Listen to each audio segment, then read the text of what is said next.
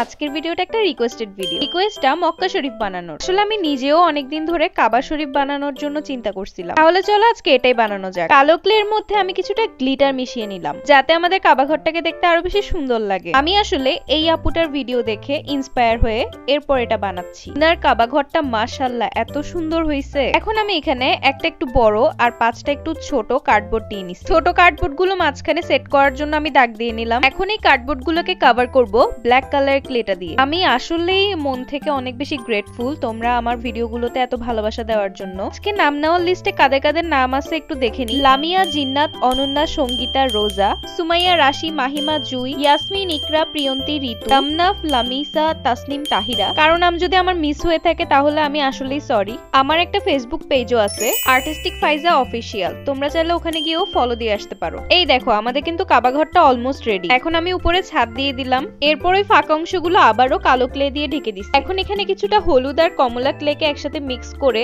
Role করে নিচ্ছি। সেখান থেকে এভাবে চিকন করে কেটে কাবার উপরে লাগিয়ে দিলাম। এটা চারপাশে ঘুরিয়ে লাগিয়ে দিতে হবে। এবার সেম চিকন দড়ি থেকে ছোট ছোট চারকোনা করে কেটে নিচ্ছি। এগুলার পাশাপাশি কেটে নিব কাবাতে দেওয়ার জন্য একটা দরজা। প্রথমে আমি গ্লু দিয়ে আগে দরজাটা লাগিয়ে নিচ্ছি। এবার চারকোনা করে কেটে রাখা ছোট ছোট টুকরাগুলোকেও পাশাপাশি লাগিয়ে নিব। তাহলে কিন্তু আমাদের কাবা ঘর রেডি। আমি আসলে যে আপুটার ভিডিও দেখে বানাইছি ওই আপুর কাবা ঘরের ফিনিশিংটা আরো মাশাআল্লাহ অনেক সুন্দর হয়েছে। আমি এখানে কমলা ক্লের উপর কিছুটা গোল্ডেন গ্লিটার দিয়ে দিছি আর এখানে সুন্দর করার জন্য কিছুটা ঘাসও অ্যাড করছি। আমার কাবা ঘরটা কেমন হয়েছে কমেন্টে জানাইও।